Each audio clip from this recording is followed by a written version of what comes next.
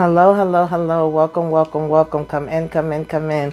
This is Tamika's Den. I am Tamika. Get on in here, y'all. Get on in here. Kick off your shoes and relax your feet. You are now in the den. So, guys, child, we back again. Love After Lockup, Love During Lockup, the $1,000,000 Fantasy, Season 4, Episode 43. The foolishness and foolery, all right, y'all? Chris out here spending over $1,000,000 on Jade, and it's given because I've been spending all this money on you. I'm basically buying you, and I expect to be able to have access to you, run your life, have you be around me, even though you can't be around me because I'm locked up. But, I'm supposed to be controlling you. You're supposed to be doing what I want you to do and being here for me and my calls every second of the day. Letitia confronting Keith, okay, about an ex, and the ex just so happens to be her damn employee, child. But we finding out that there's something that happened when they was like 15, 16. It's giving me we just trying to find a storyline, find some drama, pull it up out the damn cracks because we ain't got nothing else to do and ain't nothing else really happening and going on. Key Rock family is over here spying on Brittany, child. Key Rock seemed like, he got a pretty good support system that got his back, and I'm waiting to see Brittany family. I want to know, are they supporting her in the same way? Do she have somebody to fall back on? Because what we not going to do is tell me whether I could work or not from jail or from anywhere from that matter, okay? Andy daughter's child, one thing y'all piss me off with, and I say this all the time. If you got kids, there's no reason for you to be involving your damn kids in this foolishness, okay? You single, do what the hell you want to do, and if things should fall, it's only falling on you. But to sit here and involve your daughters into something, and on top of that, they already just came out of that type of situation with their own mother, it's crazy to me, okay? And Renika's sisters, rightfully so, is basically fearing her, out here trying to risk it all for a damn inmate that she don't know from a hole in the wall, move down to where the hell he at. Child, the messiness of it all. Let's go ahead and get into this episode, child. Break it on down, take it from the top. You know how we do. So we over here chilling at Andy's house, okay, with Andy and his daughters, and they like, yo, what's really good? What you doing? What's going on? Are you seriously considering moving over here with this daggone inmate that you don't know? Are you seriously considering making a life? Are you really thinking about getting married? And Andy, I ain't gonna lie, he was being straight up. He was being real. It wasn't like he was trying to sugarcoat it. It wasn't like he was trying to hide nothing from his daughters. He basically was like, yeah, I think I'm in love. No, as a matter of fact, it's not I know I'm in love. I know this is the person that I want to be with. I see us making a life together.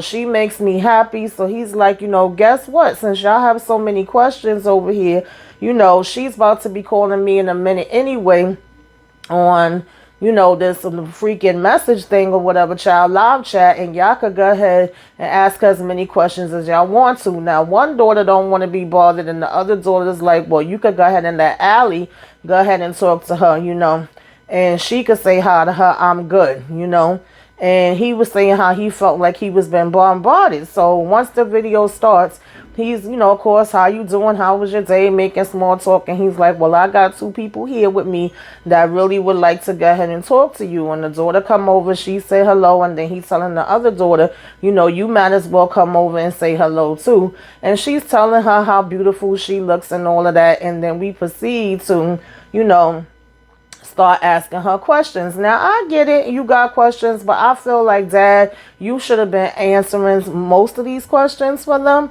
I don't think it really should have been a put on the spot, especially from, her being on video still in damn jail. I think you should be taking it slow. I don't think you should be packing up your stuff and talking about moving in with nowhere with her. And then we finding out that she sound like she got about 4 kids too as we start getting into these questions. So maybe it is a good thing that they asking stuff, and she was basically asking her like, well, what's your plans? How do you think you're going to be moving? Do you have any kids? Child, I was like, wait a minute, how many kids we going to start naming? Like, really, girl, you got all these kids and you over here locked up. You ain't even spending no time with them. And then it sounded like Andy kids was starting to throw shade to him later in the conversation. We going to get into that. Whereas, like, neither one of y'all should be worried about getting into a relationship with each other. She should be trying to get on her feet when she get home and trying to do what she got to do for her damn kids when she get home, honey. But we going to hold that thought for a minute. So she's like, saying that she really is going to basically try to, do what she got to do. And then the other daughter end up stepping into it and saying, as a matter of fact, I think I do want to get into this conversation. And they start giving a part of their background and how they were surrounded by drug addicts. They were surrounded by that environment. It tore their family apart. So, of course, the last thing they want to do is be in another situation like that again. And we start to get a backstory, which, he already briefly told us about, that their mom had been around drugs and destroyed their life. It was cheating back and forth. It was custody battles.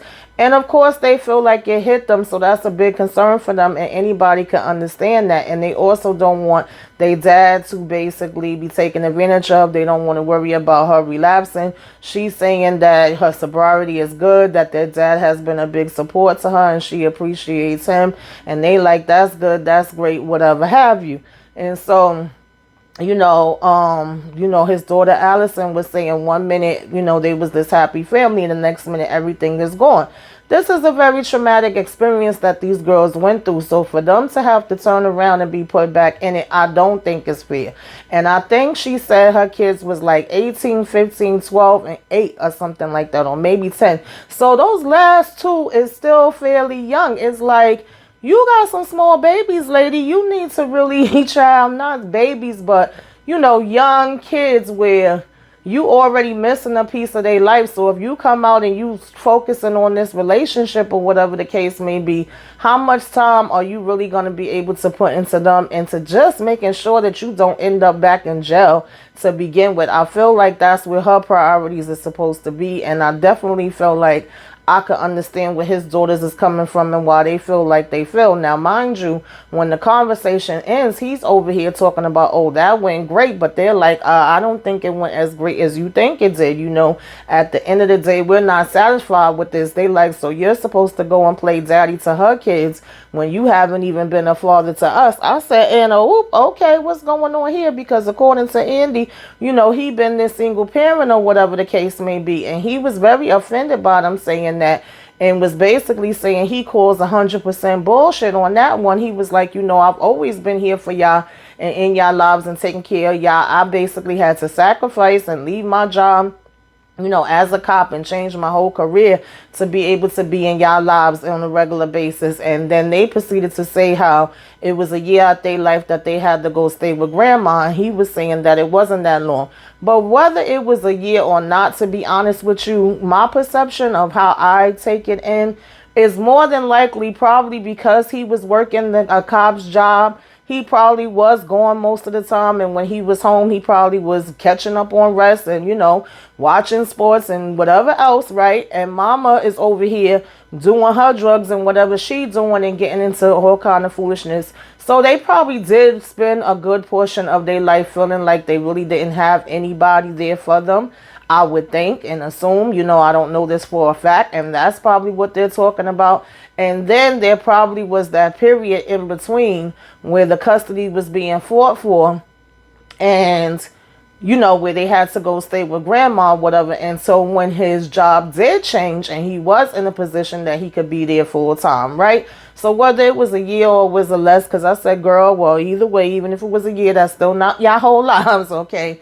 Obviously, he cared and he still wanted to be there for y'all, and he had to do what he had to do because unfortunately the situation was what it was with her mother. So I don't feel like he's lying when he say that, and I don't feel like they're lying when they say that either. I think that we all interpret things in our own way, and that, is a little bit of truth in everything, and that there's 3 sides to it always, right? My side, your side, and the truth, and we're both just going to see it from our angles. And I also don't think that he can flat out tell his daughters, oh, well, you shouldn't just feel that way, and that's not true. I can't stand when people say that. So it sounds to me that him and his daughters might actually need still some more work, but he's not necessarily worried about putting into that work. He's more so worried about now getting to his prison bait. And child, that's the wrong thing to be worried about, okay?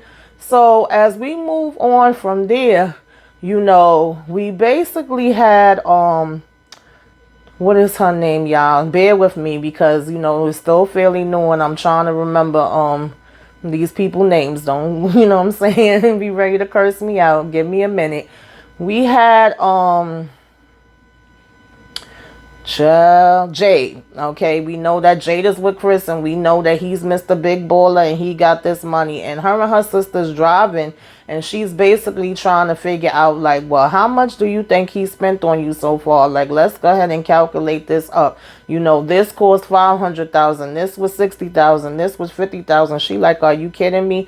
So when we just doing a little roundup, we're figuring that he has spent over $1 million already. And she's like, that's all cool and fine and dandy, but at the end of the day, I don't want him having that control over my sister. No matter how much money he has spent, he still do not own her, and he don't deserve to be sitting here, basically, stalking her and demanding her. Because at one point she was even saying, like, do you feel like he's buying you? And she said no. And then she was asking her, did she really know, about this money and about him being rich when she first started writing him. And she was like, no, actually, I had no idea. I just thought he was hot. Okay, she just was hot for the jailbird.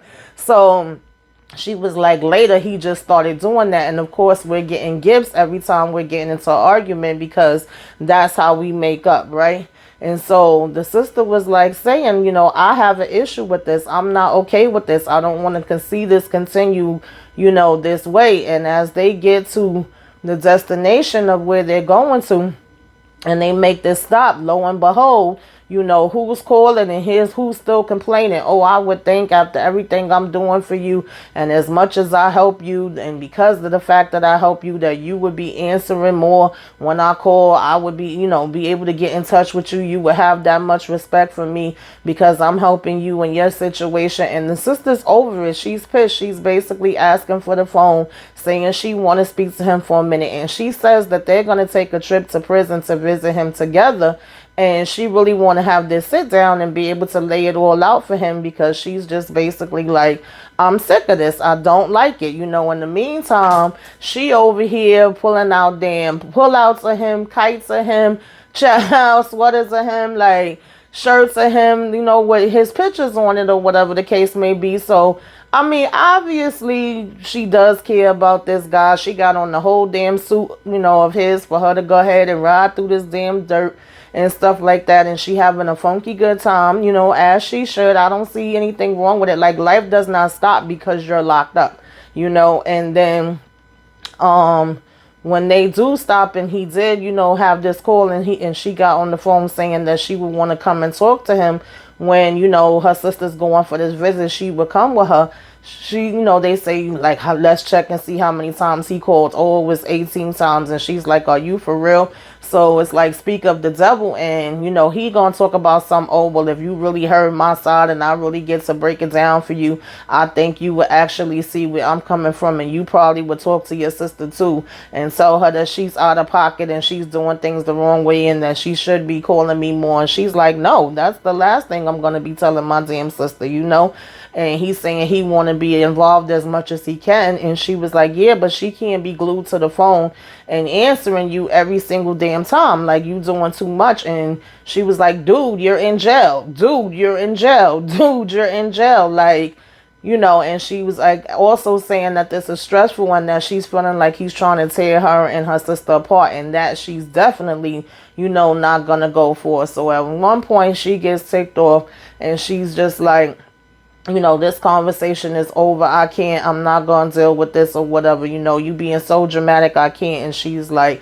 giving the phone back to her sister. Then her sister saying that you guys both have to chill. But it's like, do we really both have to chill, or do you need to really set the record straight with him? Because if he's already acting like this from jail, I don't see it getting any better as he go ahead and come home, And I also have forgot to mention that with last week's episode, not only was Mama giving the face, at one point she was on the verge of tears, and she was saying that she feels like their relationship is basically a toxic relationship. So if it's already starting out that way, and if he was already giving us the background of how he looks at his own situation with his mother and how he views women, period, because of his mother, Girl is not looking good for you at all, right? And you know, the sister was just saying he don't know what's coming. When she comes, she ain't gonna have no chill. He gonna have to deal with her, and you know he ain't gonna want to do that. So I'm like, okay, sis, you know, we shall see. Now in the meantime, you know, we have Vanika and Ashante. So I actually, you know, all these people seem to have stable family members that are giving them the real breakdown and telling them the truth as it should be. Unfortunately, sometimes it's even their kids that be telling them. In this case, is Renika's sister. I 110% understand where she's coming from. I understand the fear that she has is definitely valid, and it's sad. Like I said, here's another person that have two daughters at that. I mean, it really shouldn't matter whether it's daughters or sons. It's kids that you're involving in this. And she tells her like, yo, I've supported you when it came to, you know, you recording and you making music and mostly everything that you know, go to do. But this, I do not support. I'm not behind it. Like, you really dead ass about to pick up and leave and go and see him and take your kids with you? Like, are you going to see him by yourself first? So she does say that she going to see him by herself first, and we doing all this. I said. Okay, because of course she want to go and get that nookie first, and she don't want her daughters to be around. And even though they was calling themselves cutting out the word, it was like, them damn kids ain't stupid. They knew what the hell they was talking about, you know. And we sitting here playing Jenga in the process of it all, having the conversation. And she's like, well, what do you like so much about him? Like, why would you be willing to risk it all and jump up and go somewhere to move with somebody that you don't know? Oh, he supported me. Of course, we still gonna basically get the same thing. He supported me. You know, he's been an emotional support for me, and that's so important. Don't we all need emotional support? He was there for me when I lost grandma, and she like, he was there when I lost grandma. And it's like, okay, but like homegirl that owned the beauty salon said last week, he ain't got no choice but to be there. He ain't got nothing else to do. This is over the phone. And her sister basically says, like, there's a difference between talking to somebody on the phone and then being physically with them in person, okay? You know, our live bodies together and knowing how y'all going to be when it comes to that aspect of it. And she, of course, know we get along perfect. We vibe together. He know when I'm happy. He know when I'm sad. He know when I'm mad. That's another thing I like about him. He know how to read me. He know what to do to me. You know, we're great friends. We always open and honest about everything. You know, he's supposed to be getting ready to get out in a week, and he's just all that I want, right? My creme de la creme.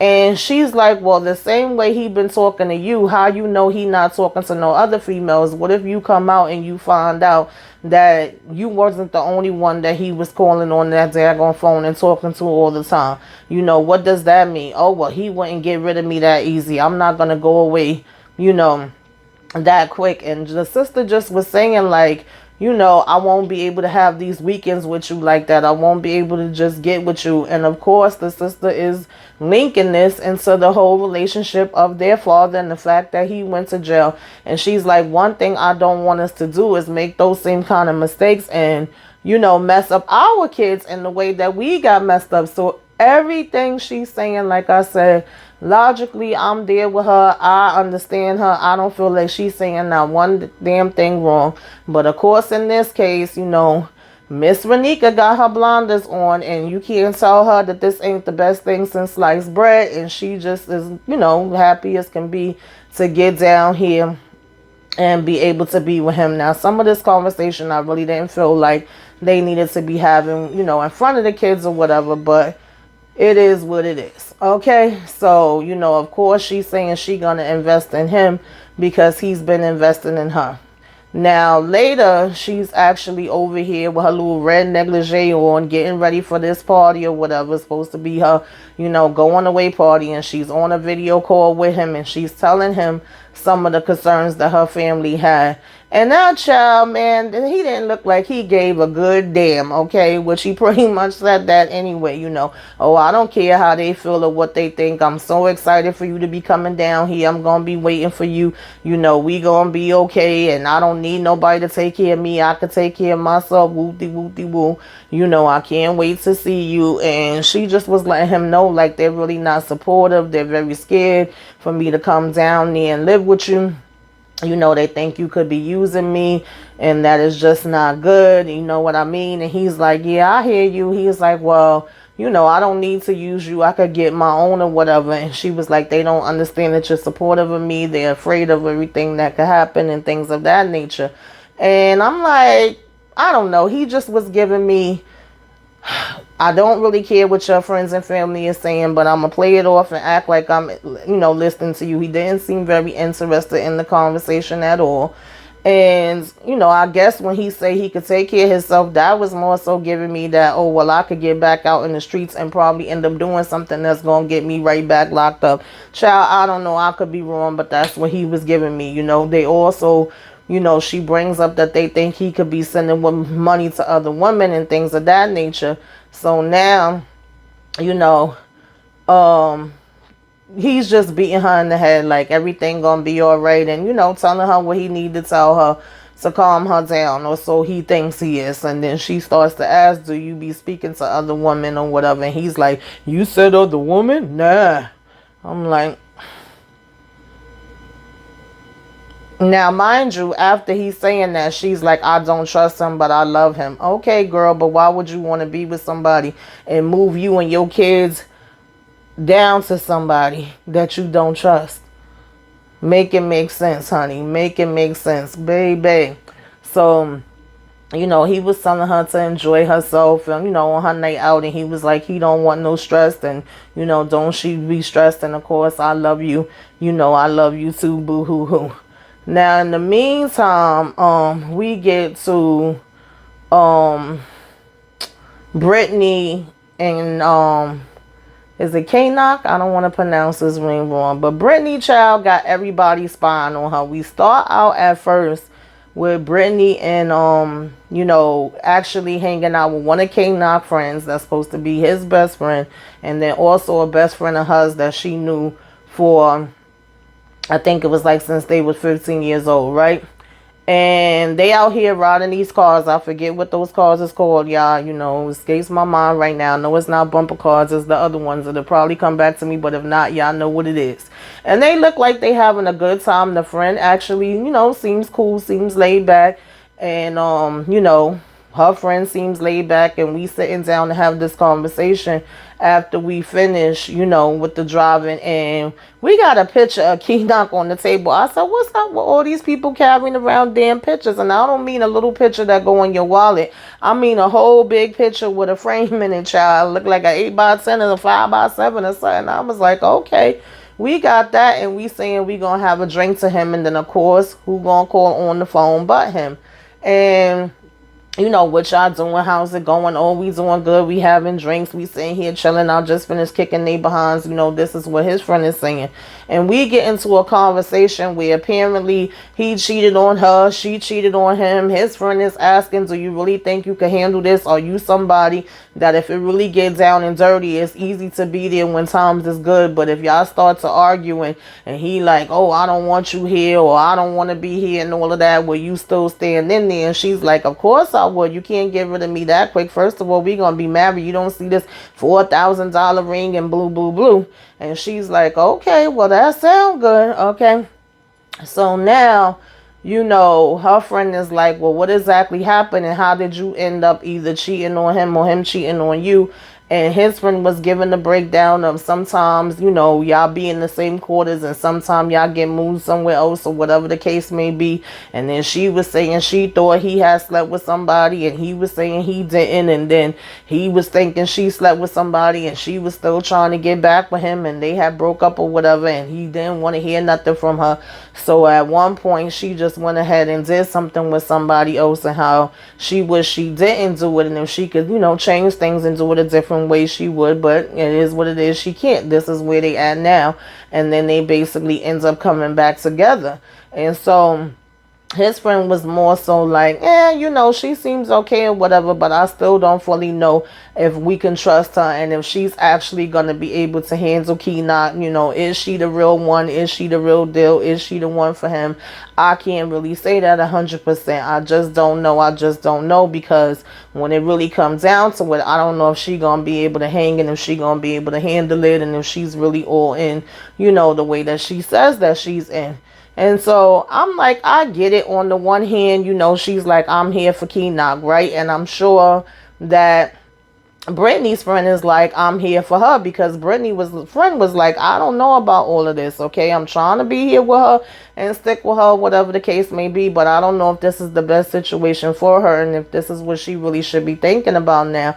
And she was even asking her, like, well, what's going to happen when he come out? Is he just going to be sitting at home? And Brittany was like, oh, no, it ain't no just staying home, honey. We both want to have, things going on in our lives.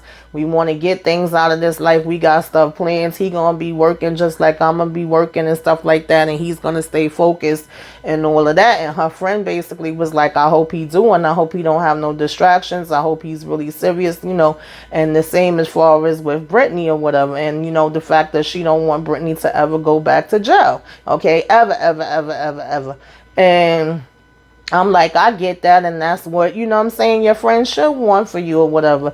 And apparently it looks like, his friend has a job and has things going on or whatever. So hopefully his friend will be encouraging him in that same way too. But a little later, we see her going to make a deposit because she was saying that, she don't like the fact of always just having to depend on him and him being the only one to make a deposit. And then we see her get back to the house, and apparently she's staying over here now. I don't know if these is biological brothers or if they just cool and they call each other brothers, but with these brothers. And when we get back to the house, we giving them time to talk on video. And the time that they got on the video, they are basically complaining and talking about some, yo, bro, I'm going to watch, I'm going to let you know what's going down and always be, eyes for you and certain stuff we ain't liking that we seeing because we looked it up and the place of business that she work at closes at 12. But a lot of times she gets here 2 and 3 and we tracking how many miles it is and how long it would take to drive back and forth. And I'm like, whoa, buddy, okay, we doing too much. And he's saying thank you for looking out for him or whatever. Then she come back to get on the video call and he like, oh, I'm not liking what I'm hearing as far as, you would work. And she's like, well, at the end of the day, I gotta be independent, or I want to be independent, because he was saying really and truly, you don't have to work like that, and like I don't really be wanting you to work. And it's like, no, I want my independence. I'm used to having my own. I appreciate that you be doing stuff to help me, but I want to get my own stuff. And then he goes, oh, well, if school interferes or if your grades start dropping with school, then clip, that's it with the job. And I'm like, huh? I'm like, oh, no, boo, not me being a grown-ass woman and you telling me whether I can freaking go and work or not, okay? And previous to that, they, of course, like while she was riding, was talking about some damn, going to the gym and different things of that nature. And she was saying she would probably do like Pilates and dance. And then he was telling her she have to learn how to do the bus stop. And she was like, I know how to do that. And she was like, and you're going to have to learn how to do the cha-cha slide. And saying how when they have this wedding, it's going to be a mix. And he's like, yeah, and this and that. But basically, she ends up saying like, oh, the same way that he got people, watching me every minute. I already know he got spies everywhere 24/7 on me.